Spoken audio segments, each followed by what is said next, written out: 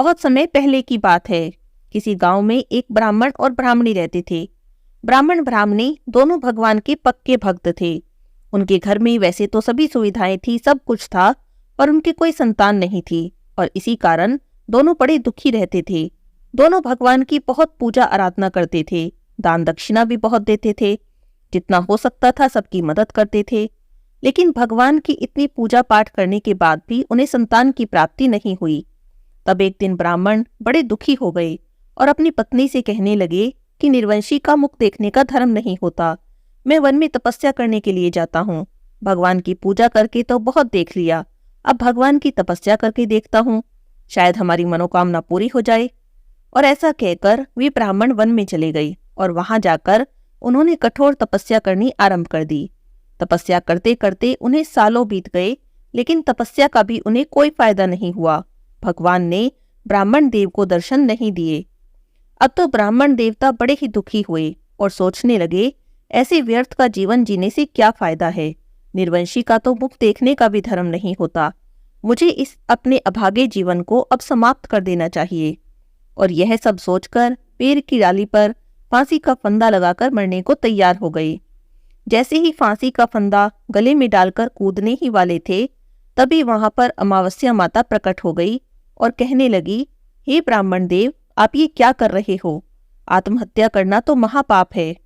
तब ब्राह्मण बोले कि क्या करूं माता, मैं हमेशा भगवान की भक्ति करता हूँ, हमेशा भगवान की पूजा करता हूँ, लेकिन क्या फायदा मेरी पूजा और भक्ति का, जो मुझे एक संतान का सुख भी प्राप्त न करा सके।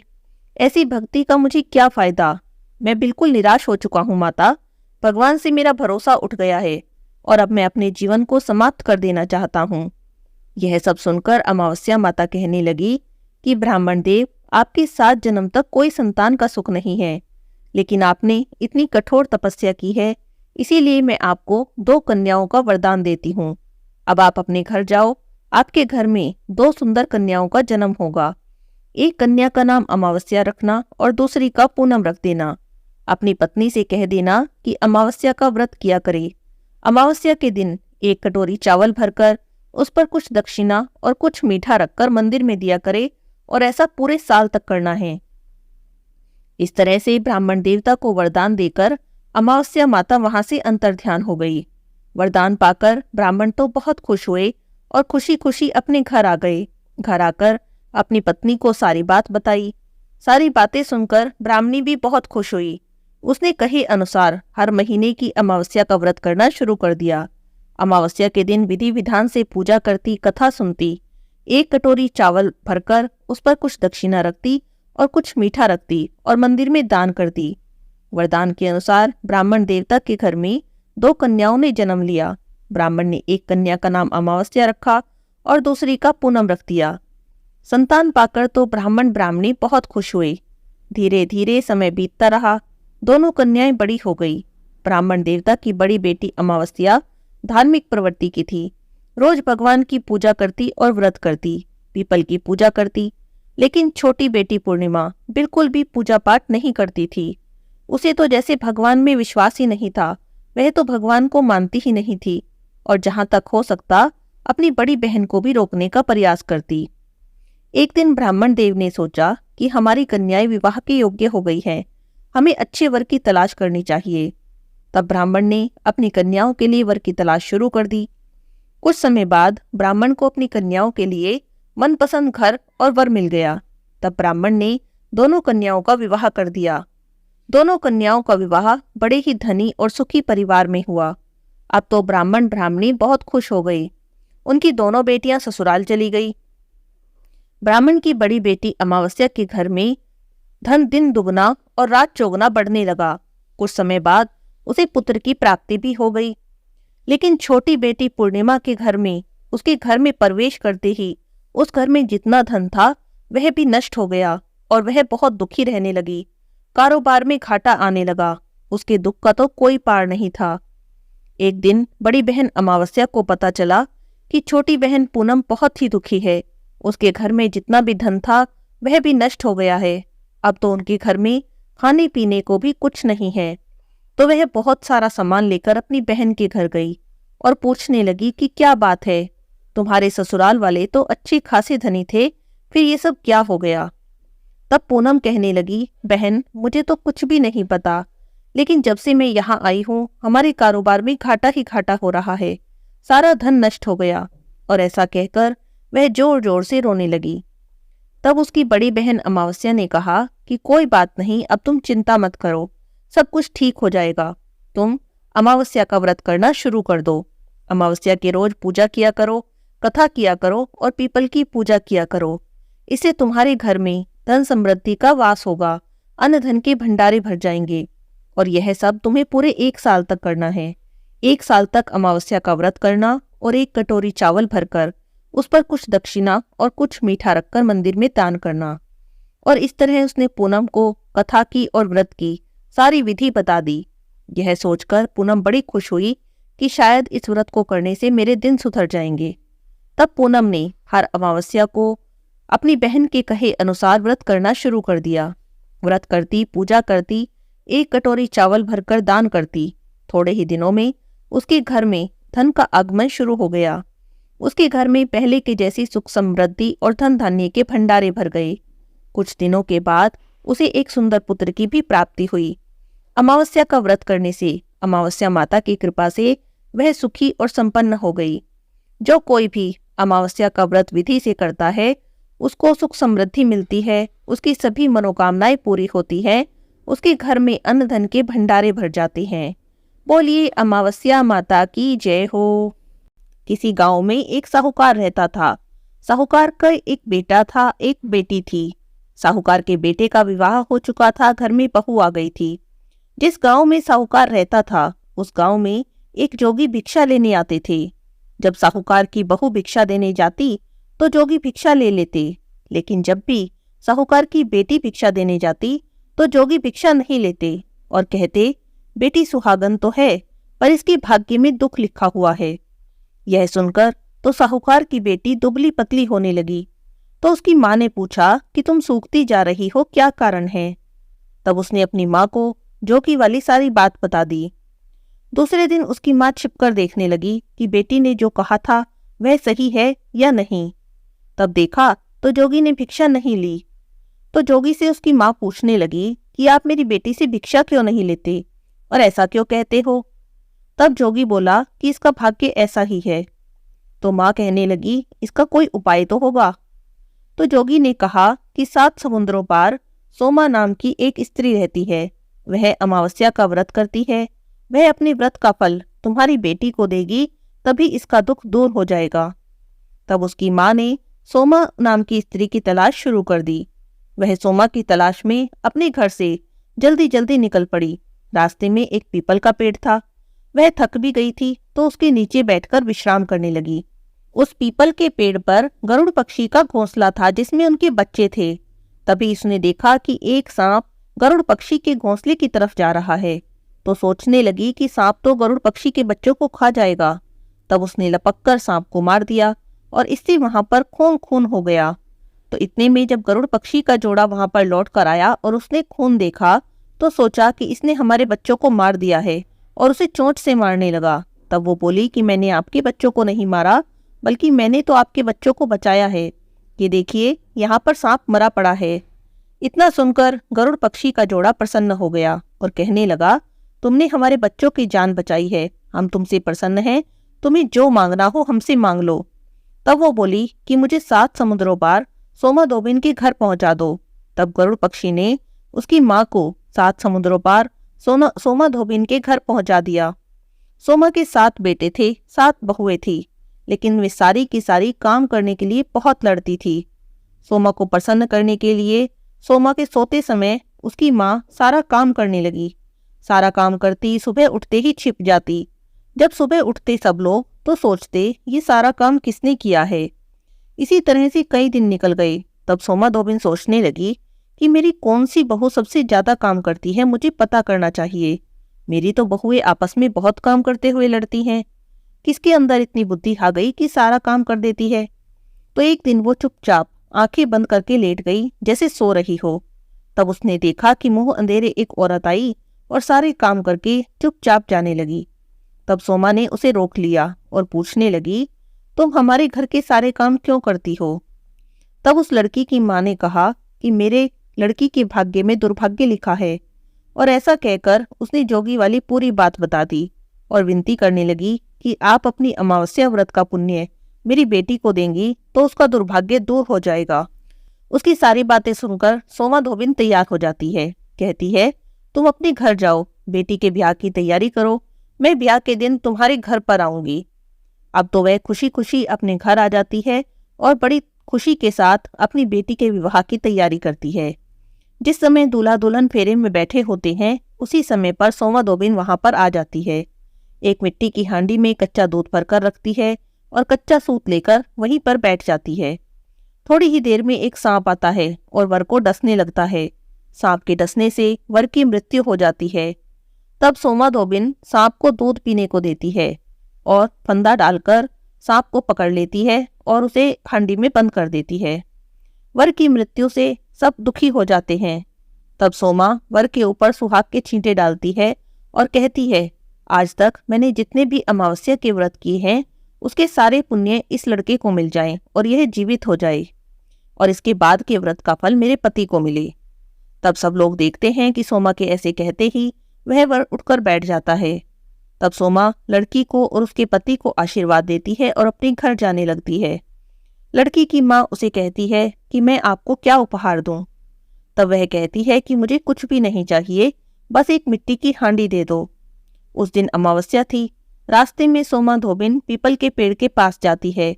हांडी के 108 टुकड़े करती है और पीपल की 108 परिक्रमा करती है।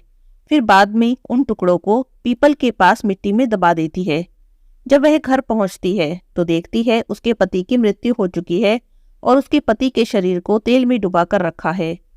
तब सोमा अपने पति के ऊपर सुहाग के छींटे छिड़कती है और प्रार्थना करती है कि मेरी अमावस्या के व्रत का फल मेरे पति को मिले, और ऐसा कहते ही उसका पति जीवित हो जाता है। उस सभी समय पर जोगी उसके दरवाजे पर आते हैं और कहते हैं, अमावस्या का व्रत करने के बाद दान पुण्य करना चाहिए। तुमने रास्ते में व्रत तो किया पर दान पुण्य नहीं किया। तब सोमा उन्हें पीपल के पेड़ के पास लेकर जाती है जहां पर उसने मिट्टी की हांडी के टुकड़े दबाए थे। उन सभी टुकड़ों को निकालती है तो इतनी देर में ही सारे टुकड़े सोने के हो जाते हैं। तब सोमा जोगी से कहती है कि आप इसमें से अपना भाग ले लो। तब जोगी उसमें से चौथा हिस्सा ले लेते हैं और सोमा से कहते हैं कि 3 हिस्से तुम अपनी इच्छा से जिसे देना चाहो दे सकती हो। जोगी सारे नगर में ढिंडोरा पिटवा देते हैं कि अमावस्या का व्रत सभी को करना चाहिए।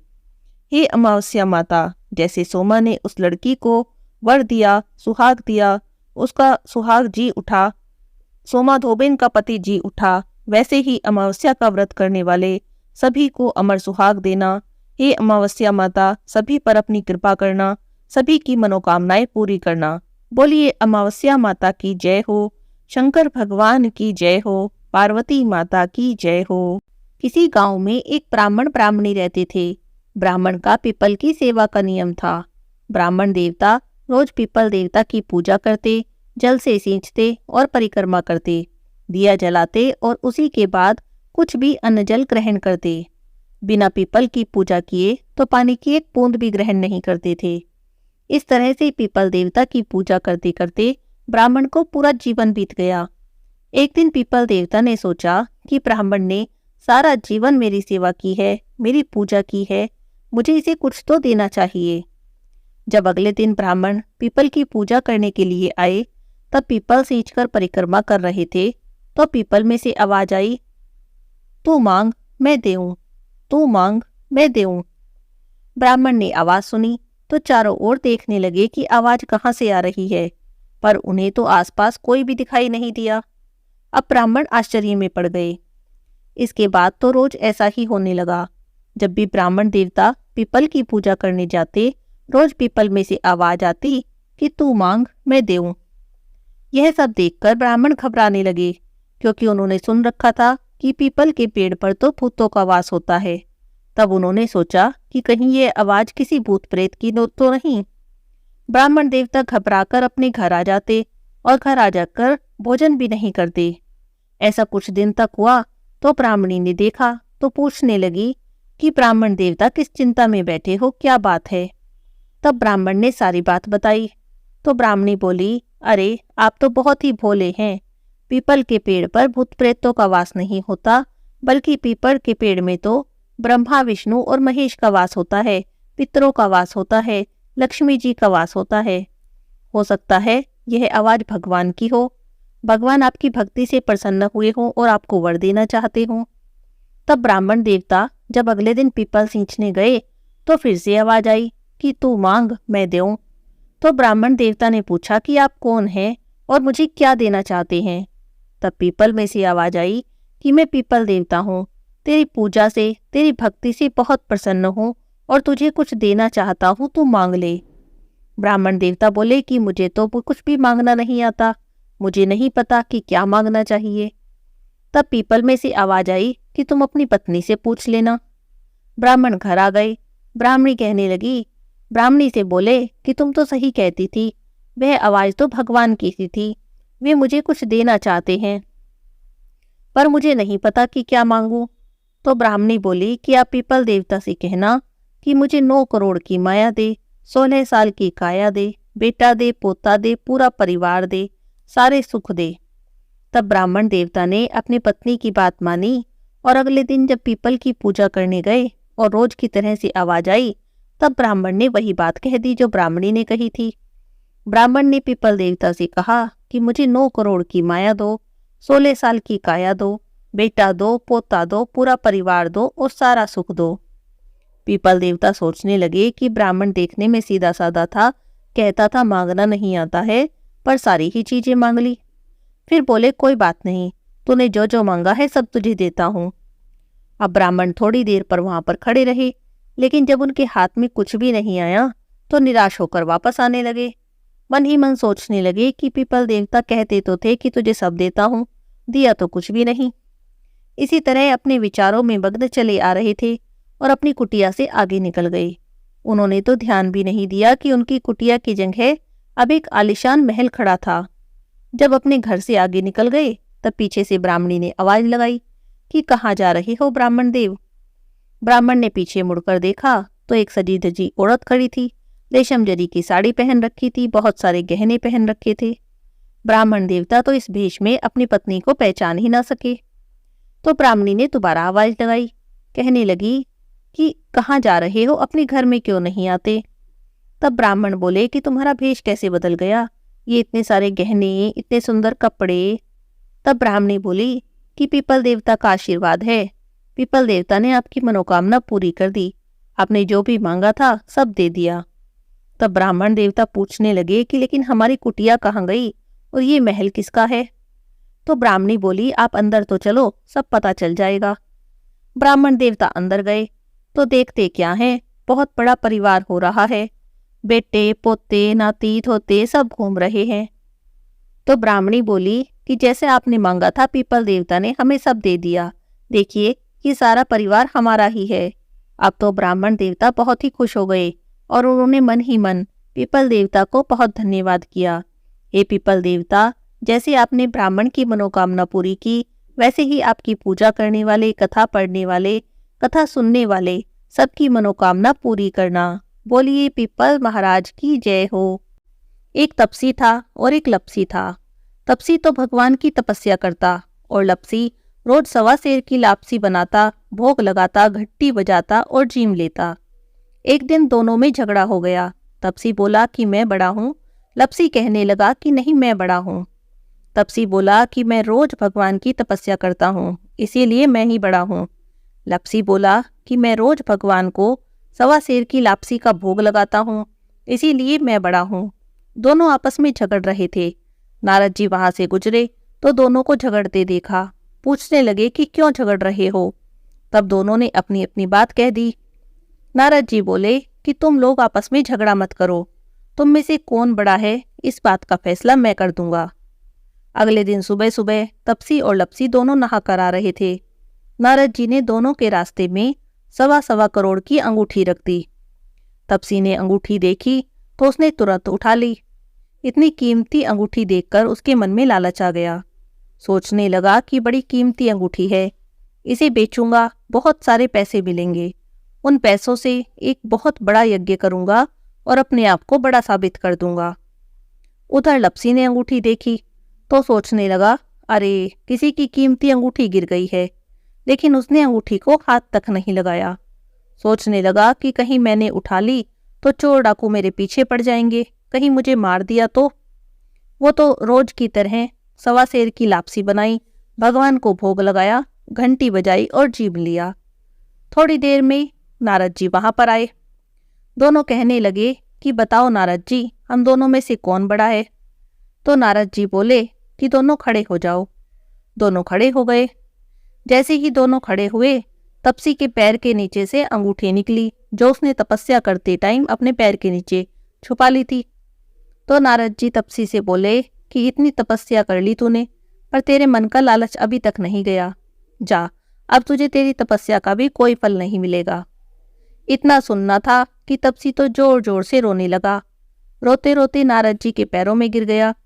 बोला, महाराज दया करो और बताओ कि मुझे मेरी तपस्या का फल कैसे मिलेगा।